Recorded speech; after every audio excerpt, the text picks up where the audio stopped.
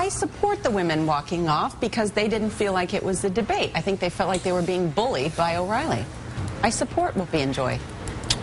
I mean, for me, I guess what I would say is there's a core issue here, which is there is a small group of well-funded Wahhabi extremists funded by the Saudi Arabian government to whom we give money. I really guess, listen, you invite me on the show, so what's going to happen, okay? So there's American oil money and American guns to the Saudi Arabian government. Those guns, that money, to Wahhabi extremist Muslims in Saudi Arabia. The only ones who have ever killed us, them. We are not at war with Islam. We are not at war with Muslims. We are not at war with Afghanistan. We are not at war with Iraq, Iran. It's nonsense. So yes, they hold signs, I hate America. Have you seen the signs we hold?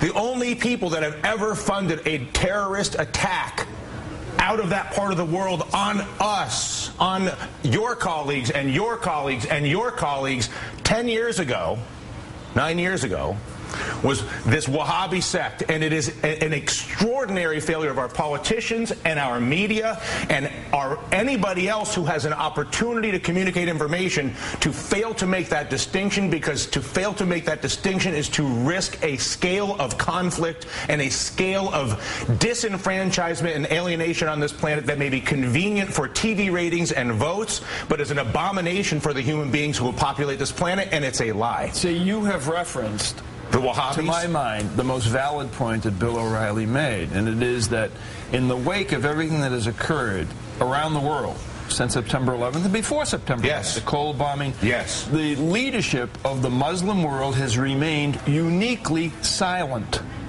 about what has happened. I mean, you get no encyclical from the Muslim world about because ultimately think about the dynamic in the Muslim world. The Muslim world, you have different factions that are trying to retain their power relative to other factions within that community, and that includes factions that do not want to see Saudi strength rise, or that don't want to see Iranian strength rise and see Iranian strength as something that can be balanced through other forces. But that's beside the point, which is, in my opinion, which is that whether it's leadership in the Middle East or leadership in America, the failure to make the distinction between the Wahhabi sect that is funded through Saudi money and all other Islam, period. Even, I don't care whether it's Islam or I'm angry saying I hate Americans, you got a sign. Like I said, go to ground zero, go to Florida. I'll show you some signs. Are we going to, since when are we going to go to war over a sign?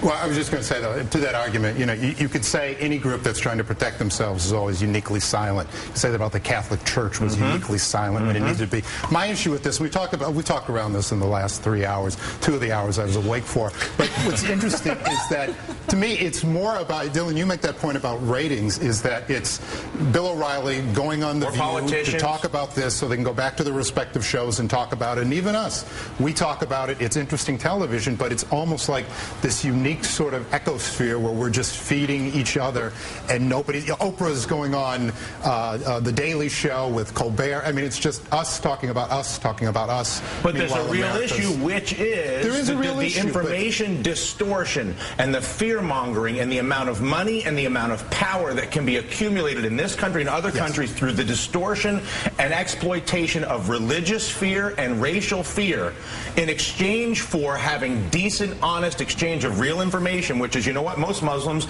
don't even care about you. And the vast majority of the ones that don't like you from the couch, and there aren't that many of them. And the ones that actually want to kill you, about this many, and it's not because they're Muslim, it's because they've been radicalized, and the religion has been used as a teaching mechanism as sure as Christianity or any other religion could be, but it is not the fact that they are Muslims that makes them terrorists. It is the fact that they are terrorists that makes them terrorists. And that is a massive distinction that I think has been uniformly not made in this country, because I think it strikes to the cognitive dissonance of these huge wars.